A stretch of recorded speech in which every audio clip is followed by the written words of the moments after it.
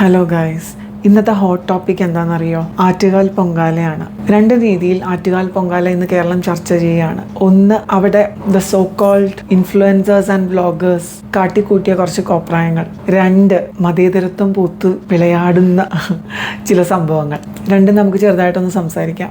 നമ്മൾ ഈ പബ്ലിക് സ്പേസസിലുള്ള വ്ളോഗിങ്ങും വീഡിയോഗ്രഫിയും ഒക്കെ നല്ല കാര്യമാണ്. നമ്മൾ നല്ല കാര്യങ്ങൾക്ക് യൂട്ടിലൈസ് ചെയ്യുകയാണെന്നുണ്ടെങ്കിൽ നമുക്കിപ്പോൾ ഒരു സ്ഥലം എക്സ്പ്ലോർ ചെയ്യാൻ, അതേപോലെ കുറച്ച് പുതിയ ആൾക്കാരെ എക്സ്പ്ലോർ ചെയ്യാൻ, ഫുഡ് എക്സ്പ്ലോർ ചെയ്യാൻ. അപ്പോൾ തീർച്ചയായിട്ടും വ്ളോഗേഴ്സ് കീപ്പ് ചെയ്യേണ്ട കുറച്ച് ബേസിക് എറ്റിക്വറ്റ് ഉണ്ട്. അപ്പോൾ അത് അവർ ഫോളോ ചെയ്യുന്നില്ല എന്നുണ്ടെങ്കിൽ സമൂഹത്തിന്റെ ഭാഗത്തുനിന്ന് തീർച്ചയായിട്ടും ബാക്ക്ലാഷസ് ഉണ്ടാവും. അത് വളരെ നല്ല രീതിയിൽ വ്ളോഗ് ചെയ്യുന്ന ആൾക്കാരെ കൂടെ ബാധിക്കുന്നതാണ്. അപ്പോൾ ദയവ് ചെയ്ത് എനിക്ക് പറയാനുള്ളത്, ഇങ്ങനെയുള്ള വളരെ ട്രഡീഷണൽ ആയിട്ടുള്ളതും അതുപോലെ ആൾക്കാർ വളരെ വിശ്വാസപരമായിട്ട് കാണുന്ന കാര്യങ്ങളിലൊന്നും പോയി നിങ്ങൾ തല വെക്കരുത്. എന്നെ പോലെയുള്ള കുട്ടി കുട്ടി വ്ളോഗേഴ്സിനും കൂടെ അത് ബുദ്ധിമുട്ടാവും. ഞാൻ കൂടുതലും എൻ്റെ തോട്ട്സ് ഷെയർ ചെയ്യാനായിട്ടുള്ള വീഡിയോസ് ആണ് കൂടുതൽ എടുക്കാറുള്ളത്. അതും എൻ്റെ റൂമിലോ അല്ലെങ്കിൽ എൻ്റെ ക്യാബിനിലോ എടുക്കുന്ന കുറച്ച് വീഡിയോസ് ആണ്.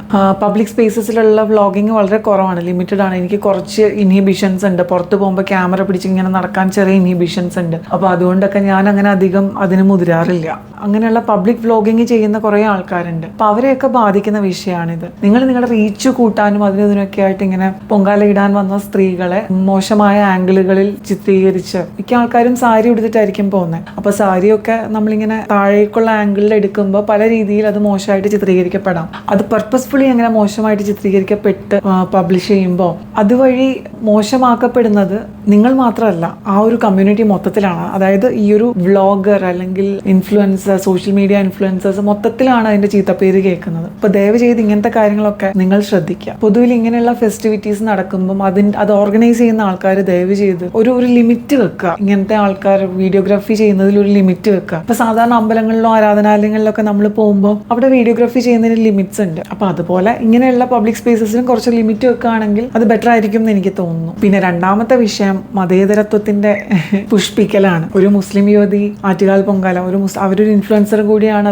എന്താ പറയാ, ബിഗ് ബോസിലൊക്കെ വന്നിട്ടുള്ള ഒരു കണ്ടസ്റ്റന്റ് ആണ്. നിങ്ങൾ അറിയുന്നുണ്ടാവും, റെനിഷ. അവര് ഒരു മുസ്ലിം ആണ്. അവര് പൊങ്കാല ഇട്ടു എന്ന് പറഞ്ഞ് രണ്ട് ഭാഗത്തു നിന്നും അക്രമങ്ങൾ ഉണ്ടായിന്ന് കേട്ടു. അതായത് ഒരു വിഭാഗം ആൾക്കാർ അവരൊരു ഷോ ഓഫ് നടത്തുന്നു എന്ന് പറഞ്ഞു, ഒരു വിഭാഗം ആൾക്കാർ മതപരമായിട്ട് അവർ തെറ്റ് ചെയ്യുകയാണ്, നോമ്പ് കാലത്ത് ഇങ്ങനെയുള്ള മറ്റു മതങ്ങളുടെ ചടങ്ങുകളിൽ പങ്കെടുക്കുന്നത് മോശമാണ് എന്നുള്ള രീതിയിൽ കേരള സ്റ്റോറിയൊക്കെ ഘോരഘോരം വിമർശിക്കുന്ന നമ്മൾക്ക് എന്തോ വലിയ മതേതരത്വം ഭയങ്കര സംഭവമാണ് എന്ന് പറഞ്ഞു നടക്കുന്ന ആൾക്കാരാണ്. അപ്പം അതൊക്കെ പ്രൂവ്ഡ് ആവുന്നത്, മറ്റ് ആൾക്കാരുടെ മുന്നിൽ, മറ്റ് സമൂഹങ്ങളുടെ മുന്നിൽ അത് പ്രൂവ്ഡ് ആവുന്നത് ഇങ്ങനെയുള്ള കുറച്ച് സംഭവങ്ങൾ വഴിയാണ്.